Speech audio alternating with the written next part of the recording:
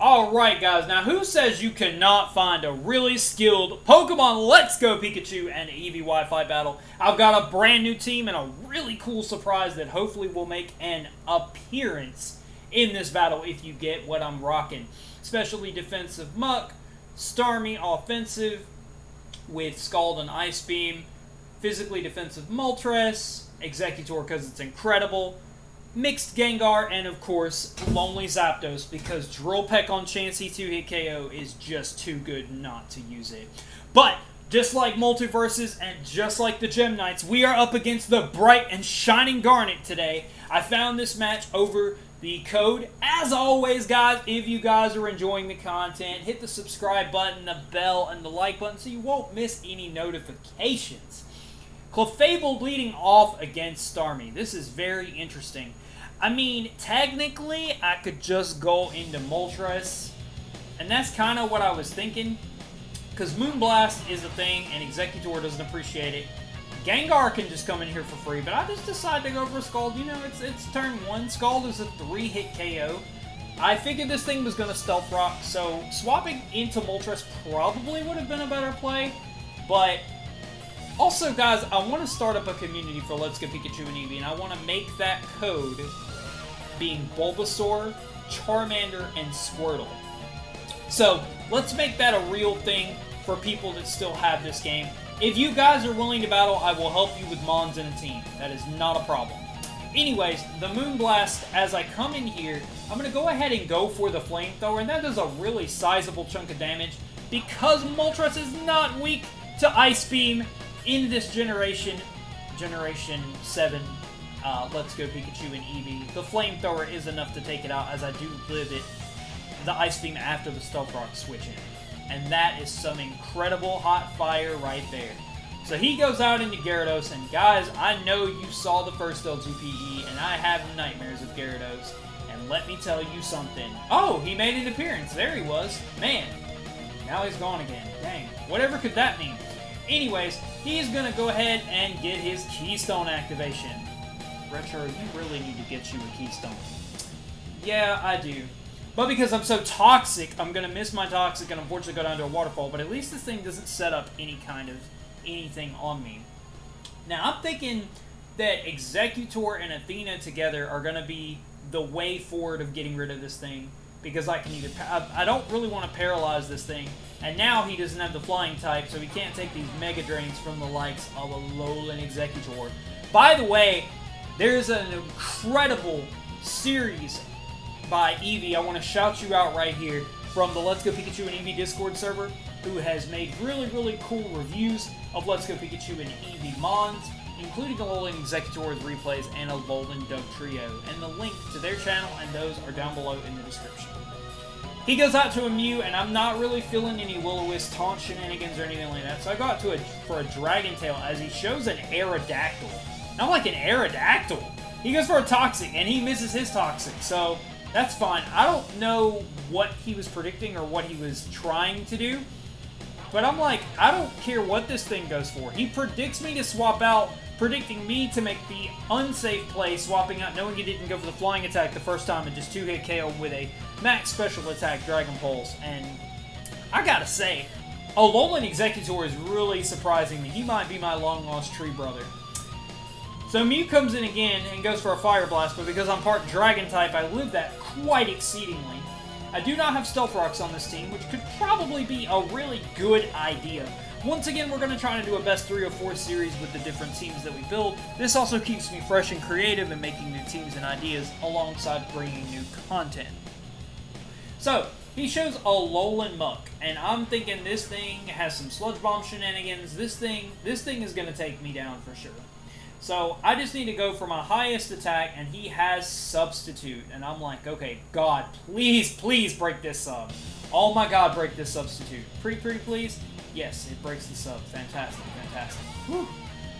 That was a terrifying ordeal, guys. Oh, there he is again. Lord. Did you come from the Palace of Shadow? Because that's twice we've seen you in this game. And we're not even sure what it means. Time is 9 p.m. Thank you, Foam.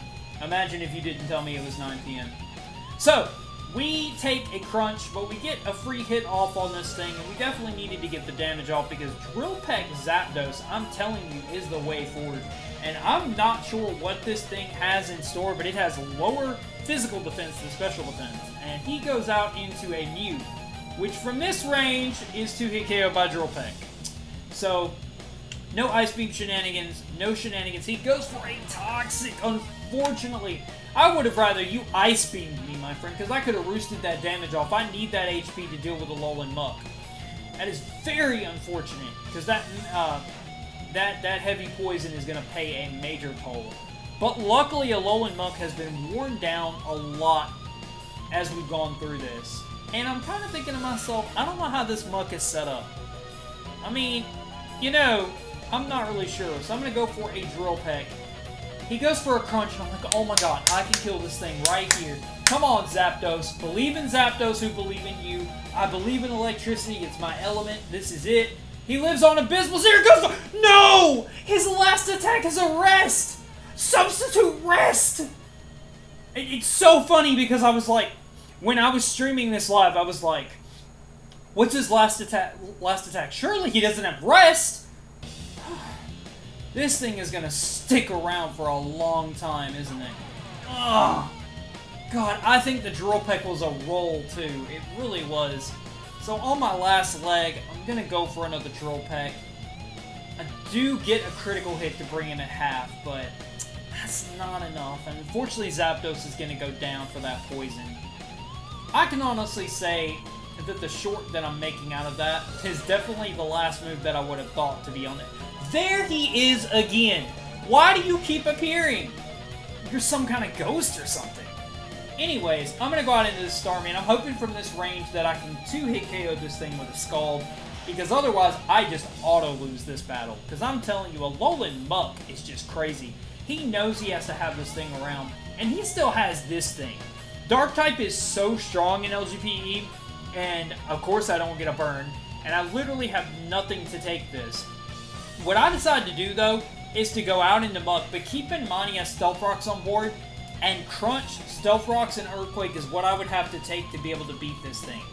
Honestly, I probably should have waited, and luckily, he goes for Waterfall. He doesn't have Earthquake. I do not miss Toxic, thank God, because in Generation 7, Poisons cannot miss Toxic if they're already Poison typing.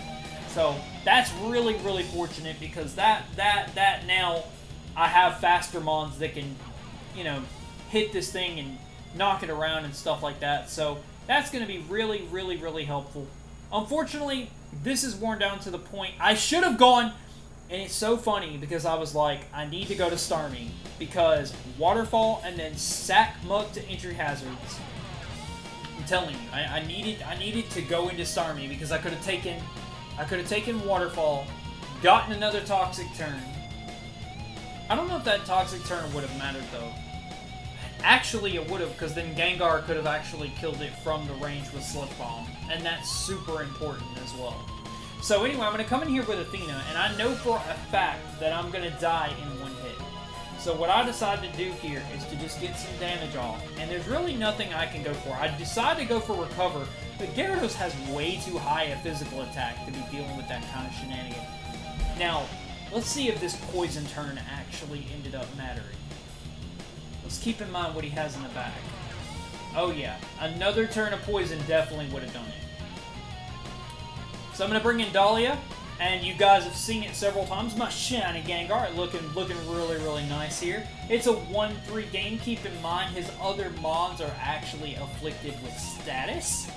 But keep in mind he does have that Muck at half HP, but Crunch Sludge Bomb definitely would have killed with another turn of Poison, leaving his Muck and something else. It would have been a close game, but shining brightly versus Garnet. If you guys are enjoying the content, be sure to show your support and love, and I'll see you guys in the next one. Got a cool BDSP series coming up you don't want to miss. See you guys soon.